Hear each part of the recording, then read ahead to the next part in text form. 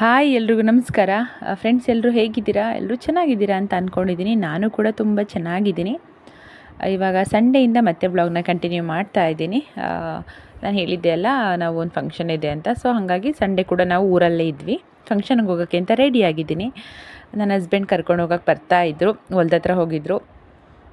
ರೆಡಿಯಾಗಿರೋ ಅಂತ ರೆಡಿಯಾಗಿ ವೆಯ್ಟ್ ಮಾಡ್ತಾ ಇದ್ದೆ. ಇವಾಗ ಸದ್ಯಕ್ಕೆ ನಾನು ಮತ್ತು ಪಾಪು ಹೋಗ್ತಾ ಇದ್ದೀವಿ. ನನ್ನ ಹಸ್ಬೆಂಡು ಮತ್ತು ಅಪ್ಪಾಜಿ ಅಮ್ಮ ಎಲ್ಲ ಆಮೇಲೆ ಬರ್ತಾರೆ. ಏನು ಫಂಕ್ಷನ್ನು, ಯಾರ್ದು ಅಂತೆಲ್ಲ ಹೇಳ್ತೀನಿ. ವೀಡಿಯೋನ ಎಲ್ಲೂ ಸ್ಕಿಪ್ ಮಾಡದೆ ಕಂಟಿನ್ಯೂಸ್ ಆಗಿ ನೋಡಿ. ಹಾಗೆ ವೀಡಿಯೋ ಇಷ್ಟ ಆದರೆ ಲೈಕ್, ಶೇರ್, ಕಮೆಂಟ್ ಮಾಡೋದನ್ನ ಮರಿಬೇಡಿ. ಸಬ್ಸ್ಕ್ರೈಬ್ ಮಾಡದೆ ನೋಡ್ತಿರೋ ಪ್ಲೀಸ್ ಸಬ್ಸ್ಕ್ರೈಬ್ ಮಾಡ್ಕೊಂಡು ನೋಡಿ. ಹಾಗೆ ನನಗೆ ಸಪೋರ್ಟ್ ಮಾಡಿ ಅಂತ ಕೇಳ್ಕೊತ ವ್ಲಾಗ್ನ ಕಂಟಿನ್ಯೂ ಮಾಡೋಣ ಬನ್ನಿ. ಏನಪ್ಪ ಫಂಕ್ಷನ್ ಇದು ಅಂತ ಹೇಳಿದ್ರೆ, ನಮ್ಮ ಅಣ್ಣನ ಮಗಳದು ಆರತಿ ಶಾಸ್ತ್ರ ಇತ್ತು.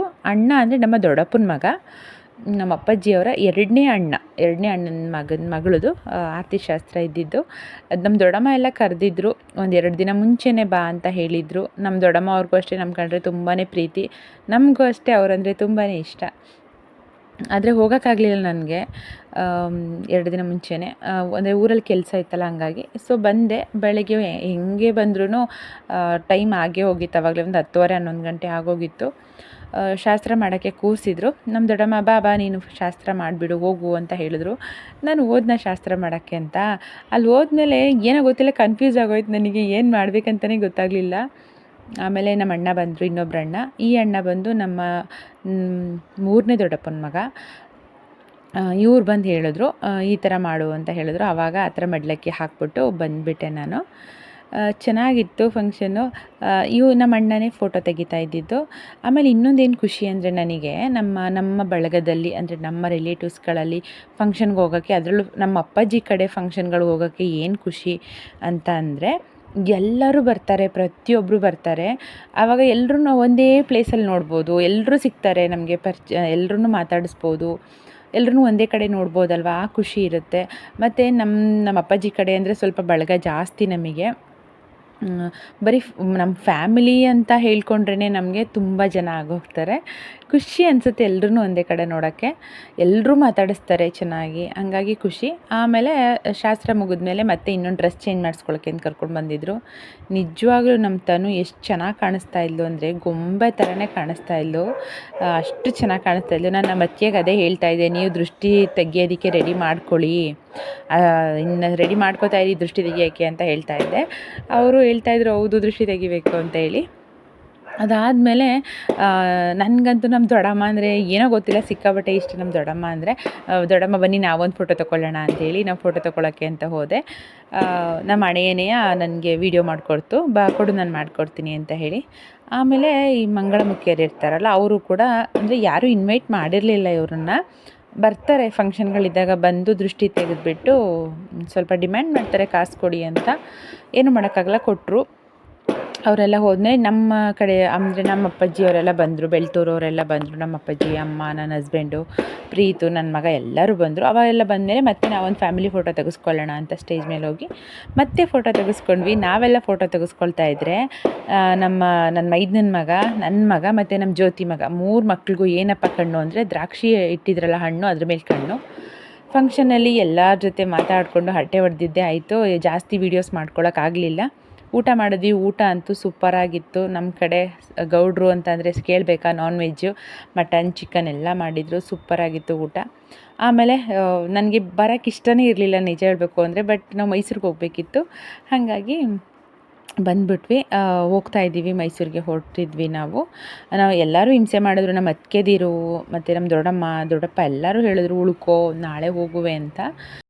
ಆದರೆ ನಾವು ಬರಲೇಬೇಕಿತ್ತು. ಯಾಕಂದರೆ ಮಂಡೆಯಿಂದ ನನ್ನ ಮಗನಿಗೆ ಸಮ್ಮರ್ ಕ್ಯಾಂಪ್ಗೆ ಅಡ್ಮಿಷನ್ ಮಾಡಿಸಿದ್ವಿ. ಅದಕ್ಕೆ ಬರಬೇಕಾದ್ರೆ ನಾವು ಯಾವಾಗಲೂ ಮಲ್ಲಿಗೆ ಹೂವು ತೊಗೊಳ್ತೀವಿ. ನನಗೆ ತುಂಬ ಇಷ್ಟ ಅಂತ ಹೇಳಿ ಹಸ್ಬೆಂಡ್ ಕೊಡಿಸ್ತಾರೆ. ಸೊ ನಾವು ರೆಗ್ಯುಲರಾಗಿ ಇಲ್ಲೇ ತೊಗೊಳ್ಳೋದು, ಅದೇ ಹುಡುಗನ ಹತ್ರನೇ ತೊಗೊಳ್ಳೋದು. ಆ್ಯಸ್ ಯೂಶ್ವಲ್ ಮಲ್ಲಿಗೆ ಹೂವು ಕೊಡಿಸಿದ್ರು. ನಂಗೆ ಖುಷಿಯಾಗೋಯಿತು ಮಲ್ಲಿಗೆ ಹೂವು ಕೊಡಿಸಿದ್ಮೇಲೆ. ನಾವೆಲ್ಲ ಯಾವ ಥರ ಅಂದರೆ, ನಮಗೇನು ಗೋಲ್ಡ್ ಕೊಡಿಸ್ಬೇಕು, ಹೊರಗಡೆ ಸುತ್ತಾಡೋಕೆ ಕರ್ಕೊಂಡು ಹೋಗ್ಬೇಕು, ಆ ಥರ ಏನಿಲ್ಲ. ಈ ಥರ ಒಂದು ಮೊಳ ಹೂವು ಕೊಡಿಸ್ಬಿಟ್ರೆ ಸಾಕು, ಫುಲ್ ಖುಷಿಯಾಗಿ ಹೋಗ್ಬಿಡ್ತೀನಿ ನಾನಂತೂ. ಅದು ನನ್ನ ಹಸ್ಬೆಂಡಿಗೆ ಚೆನ್ನಾಗಿ ಗೊತ್ತು ನನಗೇನು ಕೊಟ್ಟರೆ ಖುಷಿಯಾಗುತ್ತೆ ಅಂತ, ಹಾಗಾಗಿ ಅದೆಲ್ಲ ಕೊಡಿಸ್ತಾರೆ. ಹಾಗೆ ನಾವು ಬರಬೇಕಾದ್ರೆ ನಮ್ಮ ಜೊತೆ ಪ್ರೀತುನ ಕೂಡ ಕರ್ಕೊಂಡು ಬಂದ್ವಿ ಮೈಸೂರಿಗೆ. ರಜಾ ಇತ್ತಲ್ವ, ಬರಲಿ ಸ್ವಲ್ಪ ದಿನ ಇರಲಿ ಅಂತ. ಹಾಗಾಗಿ ಮಕ್ಕಳಿಗೆ ಐಸ್ ಕ್ರೀಮ್ ಕೊಡ್ಸೋಣ ಅಂತೇಳಿ ನಾನೇನೆ ಐಸ್ ಕ್ರೀಮ್ ತೊಗೊಂಡೆ ಅಲ್ಲಿ. ಅದನ್ನು ವೀಡಿಯೋ ಮಾಡ್ಕೊಳಕ್ಕಾಗಲಿಲ್ಲ. ಐಸ್ ಕ್ರೀಮ್ ತಿಂತೀರ ನನ್ನ ಮಗಳು ನೋಡಿ, ನನಗೇನು ತೊಗೊಂಡಿದ್ದೆ ಐಸ್ ಕ್ರೀಮ್ ನನಗೆ ಕೊಡ್ತಾನೇ ಇಲ್ಲ, ಕಿತ್ಕೊಂಡು ಅವಳೇ ತಿಂತಾವಳೆ. ಇನ್ನು ವೀಡಿಯೋನ ನಾನು ಕಂಟಿನ್ಯೂ ಮಾಡಲಿಲ್ಲ, ಟಯರ್ಡ್ ಆದಂಗೆ ಆಗಿತ್ತು. ಊಟ ಮಾಡಿ ಮಲಗಿಬಿಟ್ವಿ.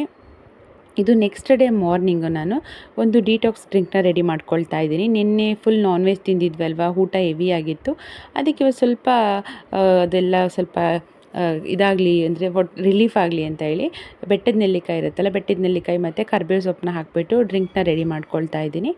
ಅದು ಸ್ವಲ್ಪ ನೀರು ಹಾಕ್ಬಿಟ್ಟು ಅದನ್ನು ಚೆನ್ನಾಗಿ ಗ್ರೈಂಡ್ ಮಾಡಿಕೊಂಡು ಮತ್ತು ಅದನ್ನ ಫಿಲ್ಟರ್ ಮಾಡಿಕೊಂಡು ಏನು ಗ್ರೈಂಡ್ ಮಾಡಿರೋ ವಾಟರ್ ಬರುತ್ತಲ್ಲ, ಅದು ಜ್ಯೂಸ್ ಬರುತ್ತಲ್ಲ, ಆ ಜ್ಯೂಸಿಗೆ ನಿಮಗೆ ಡೈರೆಕ್ಟಾಗಿ ಹಾಗೆ ಕುಡಿಯೋಕ್ಕಾಗಲ್ಲ ಅಂದರೆ ಸ್ವಲ್ಪ ಸಾಲ್ಟ್ ಹಾಕ್ಬೋದು. ಕುಡಿತೀನಿ ಅಂದರೆ ಹಾಗೆ ಕುಡಿಬೋದು. ಹಾಗೆ ಕುಡಿದೆ ಎಷ್ಟೋ ರಿಲೀಫ್ ಅನಿಸುತ್ತೆ, ಅದು ಹೊಟ್ಟೆ ಫುಲ್ ಕ್ಲೀನ್ ಆಗುತ್ತೆ. ಆಮೇಲೆ ತಿಂಡಿಗೆ ಮಾವಿನಕಾಯಿ ತೊಗೊಂಡು ಬಂದಿದ್ದೆ ಊರಿಂದ, ಮಾವಿನಕಾಯಿ ಚಿತ್ರಾನ್ನ ಮಾಡ್ತಾಯಿದ್ದೀನಿ. ತುಂಬ ಚೆನ್ನಾಗಿರುತ್ತೆ. ನಾನು ಯುಗಾದಿ ಹಬ್ಬದ ದಿನವೇ ಮಾಡಬೇಕು ಮಾವಿನಕಾಯಿ ಚಿತ್ರಾನ್ನ ಅಂದ್ಕೊಂಡಿದ್ದೆ, ಬಟ್ ಮಾಡೋಕ್ಕಾಗಿರಲಿಲ್ಲ. ಈ ಸಲ ಕಿತ್ಕೊಂಡು ಬಂದಿದ್ದೆ. ಚೆನ್ನಾಗಿರುತ್ತೆ. ಎಲ್ಲರೂ ಮಾಡೋ ಥರನೇ ನಾನು ಮಾವಿನಕಾಯಿ ಚಿತ್ರಾನ್ನ ಮಾಡೋದು. ಬಟ್ ನನಗೆ ಒಬ್ಬರು ಆಂಟಿ ಹೇಳ್ಕೊಟ್ಟಿದ್ರು, ಅದೊಂದು ಸಲ ಟ್ರೈ ಮಾಡಬೇಕು. ಪುಡಿ ಏನೋ ಉದುರಿಸ್ಬಿಟ್ಟು ಮಾಡ್ತಾರೆ, ರುಬ್ಬಿಟ್ಟು ಹಾಕ್ಬಿಟ್ಟು. ಅದನ್ನು ಮಾಡಿದಾಗ ರೆಸಿಪಿ ಶೇರ್ ಮಾಡ್ತೀನಿ. ಇದು ನಾರ್ಮಲಾಗಿ ನಾವು ಮಾಮೂಲಿ ಏನು ಸಾಸಿವೆ ಜೀರಿಗೆ ಹಾಕ್ಬಿಟ್ಟು ಕರಿಬೇವು ಸೊಪ್ಪು, ಹಸಿಮೆಣ್ಸಿನ್ಕಾಯಿ, ಈರುಳ್ಳಿ ಎಲ್ಲ ಹಾಕಿ ಕಡಲೆಬೀಜ ಕಡಲೆಬೇಳೆ ಹಾಕಿ ಮಾಮೂಲಿ ಮಾಡೋದು. ತುಂಬ ಚೆನ್ನಾಗಿರುತ್ತೆ. ಇವೆಲ್ಲ ಯಾವ ಥರ ಅಂದರೆ ಯಾವಾಗಲೂ ರೆಗ್ಯುಲರಾಗಿ ಮಾಡ್ಕೊಂಡು ತಿನ್ನೋಕ್ಕಾಗಲ್ಲ ನಾವು. ಈ ಮಾವಿನಕಾಯಿ ಸೀಸನ್ ಬಂದಾಗ ಮಾತ್ರ ಮಾಡೋದಲ್ವ. ಮಾವಿನಕಾಯಿ ಸೀಸನ್ ಬಂದಾಗ ಮಾವಿನಕಾಯಿ ಚಿತ್ರಾನ್ನ, ಮಾವಿನ ಹಣ್ಣಿಂದು ಸೀಕರಣೆ ಮಾಡ್ತಾರೆ, ಮತ್ತು ಮಾವಿನಕಾಯಿ ಉಪ್ಪಿನಕಾಯಿ ಹಾಕೋದು, ಇದೆಲ್ಲ ಸೀಸನಲ್ಲಿ ಮಾತ್ರ ಮಾಡೋವಂಥದ್ದು. ಟೇಸ್ಟಿಯಾಗಿ ಚೆನ್ನಾಗಿರುತ್ತೆ. ನಾನು ಚಟ್ನಿ ಮಾಡಬೇಕಾಗಿತ್ತು, ಬಟ್ ಚಟ್ನಿ ಮಾಡೋಕ್ಕಾಗಲಿಲ್ಲ. ಹಾಗೆ ಸ್ವಲ್ಪ ಕೆಲಸ ಇದ್ದಿದ್ದರಿಂದ ಮಧ್ಯಾಹ್ನಕ್ಕೂ ಕೂಡ ಅಡುಗೆ ಮಾಡಿಟ್ಕೊಂಬಿಡೋಣ ಅಂದ್ಕೊಂಡು ನುಗ್ಗೆಕಾಯಿ ಕಿತ್ಕೊಂಬಂದಿದ್ವಲ್ವ, ನುಗ್ಗೆಕಾಯಿ ಸಾಂಬಾರು ಮಾಡ್ತಾಯಿದ್ದೀನಿ. ನುಗ್ಗೆಕಾಯಿ ಸಾಂಬಾರಿಗೆ ನಾನು ಯಾವುದೇ ರೀತಿ ಮಸಾಲೆನ ರುಬ್ಬಿ ಹಾಕಲ್ಲ, ಅಂದರೆ ತೆಂಗಿನಕಾಯಿ ಎಲ್ಲ ಹಾಕಲ್ಲ ನಾನು, ಹಾಗೆ ಮಾಡ್ತೀನಿ ಬೇಳೆ ಬೇಯಿಸ್ಕೊಂಡು. ಶೇರ್ ಮಾಡಿದ್ದೀನಿ ರೆಸಿಪಿ. ಬ್ಯಾಚುಲರ್ಸ್ಗಳಿಗೆ, ಹೊಸ್ದಾಗಿ ಮದುವೆ ಆಗಿರೋರು ಅಥವಾ ಅಡುಗೆನೇ ಗೊತ್ತಿಲ್ಲ ಅನ್ನೋರಿಗೆಲ್ಲ ತುಂಬ ಈಸಿ ಆಗುತ್ತೆ. ನನ್ನ ಹಳೆ ವಿಡಿಯೋಗಳು ಸಿಗುತ್ತೆ ನೋಡಿ. ಇಲ್ಲ ಮತ್ತೇನಾದ್ರು ಬೇಕು ರೆಸಿಪಿ ಅಂದರೆ ಕಮೆಂಟ್ ಮಾಡಿ, ಮತ್ತೊಂದು ಸಲ ಬೇಕಾದ್ರೆ ತೋರಿಸ್ಕೊಡ್ತೀನಿ. ತುಂಬ ಚೆನ್ನಾಗಿರುತ್ತೆ. ನಾನು ಬೇಳೆನ ಕುಕ್ಕರಲ್ಲಿ ಬೇಯಿಸ್ಕೊಂಡಿದ್ದೆ. ಈ ಕಡೆ ಈರುಳ್ಳಿ ಎಲ್ಲ ಹಾಕಿ ಒಗ್ಗರಣೆಗೆ ಏನದು ನುಗ್ಗೆಕಾಯಿ ಹಾಕಿದ್ದೀನಿ. ರುಬ್ಕೊಂಡಿರೋ ಮಸಾಲೆ ಏನು ಅಂದರೆ ಚಿಲ್ಲಿ ಪೌಡರು, ಧನಿಯಾ ಪೌಡರು, ಹಾಗೆ ಟೊಮೆಟೊ ಅಷ್ಟೇ ರುಬ್ಬಿರೋದು, ಇನ್ನೇನು ರುಬ್ಬಿರಲಿಲ್ಲ. ಅಷ್ಟನ್ನು ಹಾಕಿ ಚೆನ್ನಾಗಿ ಕುದಿಸ್ಕೊಂಡೆ. ಮತ್ತು ಸಾಲ್ಟ್ ಹಾಕ್ಬಿಟ್ಟು ಬೇಯಿಸ್ಕೊಂಡಿರೋಂತಹ ಬೇಳೆನ ಹಾಕಿ ಚೆನ್ನಾಗಿ ಕುದಿಸ್ಕೊಂಡ್ರೆ ರೆಡಿ ಆಗುತ್ತೆ.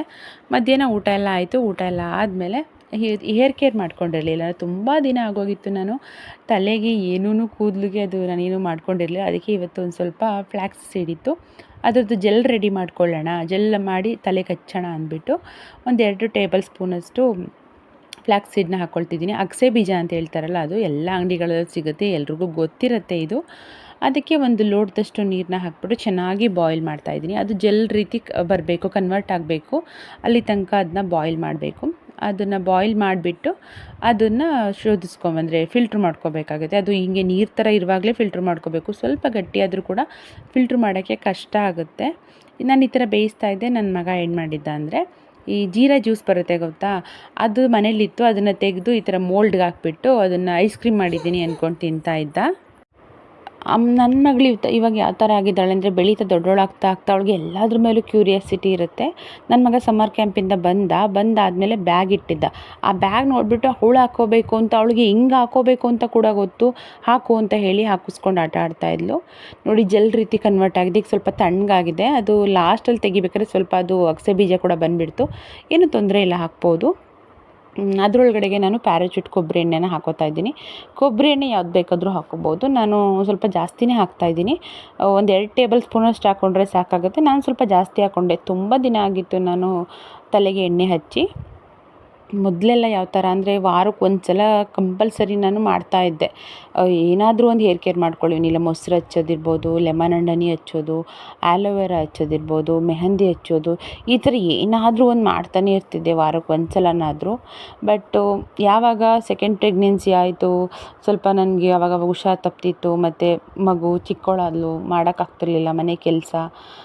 ಹಿಂಗಾಗಿ ನನಗೆ ನನ್ನ ಸ್ಕಿನ್ ಕೇರು ಹೇರ್ ಕೇರು ಬಿಟ್ಟಿದ್ದೀನಿ. ಸ್ಕಿನ್ ಕೇರು ಅಷ್ಟೇ ಇವಾಗೆಲ್ಲೋ ಸ್ಟಾರ್ಟ್ ಮಾಡಿದ್ದೀನಿ ಮತ್ತೆ. ಎಷ್ಟೊಂದು ರೀತಿ ಸ್ಕಿನ್ ಕೇರ್ ಮಾಡ್ಕೊತಿದ್ದೆ, ಎಲ್ಲ ಬಿಟ್ಬಿಟ್ಟಿದ್ದೆ. ಸೊ ಹೇರು ತುಂಬ ಡ್ರೈ ಅನ್ನಿಸ್ತಾ ಇತ್ತಲ್ಲ, ಅದಕ್ಕೋಸ್ಕರ ಹೇರ್ ಕೇರ್ ಮಾಡೋಣ ಅಂತ ಇದೊಂದು ಜೆಲ್ನ ರೆಡಿ ಮಾಡಿಕೊಂಡೆ. ಆ್ಯಕ್ಚುಲಿ ಮೊಟ್ಟೆ ಹಚ್ಚೋಣ ಅಂದ್ಕೊಂಡೆ, ಮೊಟ್ಟೆ ಇರಲಿಲ್ಲ ಮನೆಯಲ್ಲಿ. ಸೊ ಅಗಸೆ ಬೀಜ ಇತ್ತು, ಸೊ ಇದ್ರದ್ದೇ ಜೆಲ್ ರೆಡಿ ಮಾಡಿ ಹಚ್ಚೋಣ ಅಂದ್ಬಿಟ್ಟು ಮಾಡಿಕೊಂಡೆ. ಹಾಗೆ ಆಲೋವೆರಾ ಕೂಡ ಇತ್ತು ಮನೆಯಲ್ಲಿ, ಅದು ಟೆರೆಸ್ ಮೇಲೆ ಇಟ್ಬಿಟ್ಟಿದ್ದೀವಿ. ಬಿಸಿಲಿಗೆ ಸ್ವಲ್ಪ ಒಣಗ್ದಂಗೆ ಆಗಿಬಿಟ್ಟಿತ್ತು ಅದಕ್ಕೋಸ್ಕರ ಅದನ್ನು ಕೀಳಲಿಲ್ಲ. ಮತ್ತೆ ಕಟ್ ಮಾಡಿಬಿಟ್ರೆ ಅದು ನಂಜು ಬಂದಂಗೆ ಆಗುತ್ತೆ ಅಂತ. ಅದೇನಾಯ್ತಂದರೆ ನಾವು ಹೊಸ ಮನೆಗೆ ಶಿಫ್ಟ್ ಆದಾಗ ಪಾಟ್ನ ಕೆಳಗಡೆನೇ ಇಟ್ಬಿಟ್ಟಿದ್ವಿ, ಸ್ವಲ್ಪ ದಿನ ಮೇಲೆ ತೊಗೊಂಡು ಬಂದಿರಲಿಲ್ಲ. ಆವಾಗ ಯಾರೋ ಗೊತ್ತಿಲ್ಲ ಬಂದು ಫುಲ್ ಎಲ್ಲ ಕಟ್ ಮಾಡಿ ತೊಗೊಂಡೋಗ್ಬಿಟ್ಟು, ಅಂದರೆ ಅದ್ರದ್ದು ಏನು ಎಲೆ ಇರುತ್ತಲ್ವ ಆಲೋವೆರಾದು ದಪ್ಪು ಎಲೆಗಳು ದೊಡ್ಡದು ಅದೆಲ್ಲ ಕಟ್ ಮಾಡ್ಕೊಂಡು ಹೋಗ್ಬಿಟ್ಟಿದ್ದಾರೆ. ಮತ್ತು ಅದು ಬಿಸಿಲಲ್ಲಿ ಒಣಗಿಬಿಟ್ಟು ನಂಜು ಬಂದಂಗೆ ಆಗಿತ್ತು. ಸೊ ಅದಕ್ಕೆ ಆಲೋವೆರಾ ಹಚ್ಚಲಿಲ್ಲ, ಬರೀ ಅಗಸೆ ಬೀಜದ ಜೆಲ್ಲು ಮತ್ತು ಅದಕ್ಕೆ ಕೊಬ್ಬರಿ ಎಣ್ಣೆ ಹಾಕಿ ನೀಟಾಗಿ ಹಚ್ಕೊಂಡಿದ್ದೀನಿ, ಎಲ್ಲ ತಲೆ ಫುಲ್ ಹಚ್ಚಿ ಅದನ್ನ ಇವಾಗ ಗಂಟು ಹಾಕ್ತಿದ್ದೀನಿ. ಇದು ಒಂದು 2 hour ಚೆನ್ನಾಗಿ ಡ್ರೈ ಆಗೋ ತನಕ ಬಿಟ್ಟರೆ ಅದು ಚೆನ್ನಾಗಿ ಡ್ರೈ ಆದಮೇಲೆ ವಾಶ್ ಮಾಡ್ಕೊಳ್ಳೋದಷ್ಟೇ. ಮೈಲ್ಡ್ ಶ್ಯಾಂಪೂನಲ್ಲಿ ವಾಶ್ ಮಾಡಿದ್ರೆ ಸಾಕು, ಇದೇ ಶ್ಯಾಂಪು ಅಂತ ಏನಿಲ್ಲ. ನಾನು ಯೂಸ್ ಮಾಡೋ ಶ್ಯಾಂಪೂನಲ್ಲಿ, ನಾರ್ಮಲಾಗಿ ಯೂಸ್ ಮಾಡೋ ಶ್ಯಾಂಪೂನಲ್ಲಿ ಮೈಲ್ಡಾಗಿ ವಾಶ್ ಮಾಡಿದೆ. ಹಾಗೆ ಆದಷ್ಟು ಬೆಚ್ಚಗಿರೋ ನೀರಲ್ಲಿ ತಲೆಗೆ ಯೂಸ್ ಮಾಡೋದು ಒಳ್ಳೆಯದು. ತುಂಬ ಬಿಸಿ ಹಾಕಿದ್ರೆ ಅದು ರೂಟ್ಸ್ ಎಲ್ಲ ಏನದು ಹಾಳಾಗಿಬಿಡತ್ತೆ. ಇವಾಗ ಹಚ್ಕೊಂಡಿದ್ದಾದಮೇಲೆ ಅದೇ 2 hour ಬಿಟ್ಟು ವಾಶ್ ಮಾಡೋಣ ಅಂದ್ಬಿಟ್ಟು, ಅಷ್ಟರೊಳಗಡೆ ಬಟ್ಟೆ ವಾಶ್ ಆಗಿತ್ತು, ವಾಷಿಂಗ್ ಮಿಷಿನ್ಗೆ ಹಾಕಿದ್ದು. ಒಣಗಾಕ್ಬಿಡೋಣ ಅಂತ ಹೇಳಿ ಟೆರೆಸ್ ಮೇಲೆ ಹೋಗ್ತಾ ಇದ್ದೀನಿ. ಬಟ್ಟೆ ಒಣಗಾಕಬೇಕಿತ್ತು ಅದಕ್ಕೆ. ನನ್ನ ಮಗನೂ ಕೇಳೋನು ನನಗೂ ಹಚ್ಕೊಡಮ್ಮ ಅಂತ. ಸದ್ಯ ಇವಾಗೇನು ಕೇಳಲ್ಲ, ಅವನಿಗೆ ಬರೋದೇ ಇಲ್ಲ. ಟೆರೆಸ್ ಮೇಲೆ ಬಂದು ಬಟ್ಟೆ ಒಣಗಾಕ್ತಾಯಿದ್ದೆ. ಸಿಕ್ಕಾಪಟ್ಟೆ ಬಿಸಿಲಿತ್ತು, ನಿಂತ್ಕೊಳ್ಳೋಕ್ಕಾಗ್ತಿರ್ಲಿಲ್ಲ ಅಷ್ಟು. ಸಂಜೆ ಆಗಿದೆ ಆಗಲೇ, ಹೇಳಬೇಕು ಅಂದರೆ ಸಂಜೆ ಆದರೂ ನಿಲ್ಲಕ್ಕಾಗ್ತಿರ್ಲಿಲ್ಲ, ಅಷ್ಟು ಬಿಸಿಲಿತ್ತು. ನಾನು ಸ್ಲಿಪ್ಪರ್ ಬೇರೆ ಹಾಕ್ಕೊಂಡು ಹೋಗಿರಲಿಲ್ಲ. ಪ್ರೀತು ಬಂದಿದ್ನಲ್ಲ, ಪ್ರೀತು ಪಾಪುನ ಎತ್ಕೊಂಡು ಆಟ ಆಡಿಸ್ಕೊತಿದ್ದ. ಪಾಪುನೂ ಅಷ್ಟೇ ಪ್ರೀತು ಜೊತೆ ಇರೋಕ್ಕೆ ತುಂಬ ಇಷ್ಟಪಡ್ತಾಳೆ. ಹಾಗಾಗಿ ಅವ್ನು ಬಂದಿದ್ದರಿಂದ ಪಾಪುನ ಅವ್ನು ಎತ್ಕೊಂಡಿದ್ದ. ಇಲ್ಲಾಂದರೆ ನಾನು ಪಾಪುನ ಕರ್ಕೊಂಡು ಬಂದು ಒಬ್ಬಳೇ ಒಣಗಾಕೋಕ್ಕಾಗಲ್ಲ. ಅವನು ನಾನು ಎತ್ಕೊಳ್ತೀನಿ ಅತ್ತೆ, ನೀವು ಬೇಕಾದ್ರೆ ಹೋಗಿ ಬಟ್ಟೆ ಒಣಗಾಕಿ ಅಂದ. ಸರಿ ಅಂತ ಅವನೂ ಟೆರೆಸ್ ಮೇಲೆ ಕರ್ಕೊಂಡು ಬಂದೆ, ಅವನೇ ವೀಡಿಯೋ ಮಾಡಿರೋದು.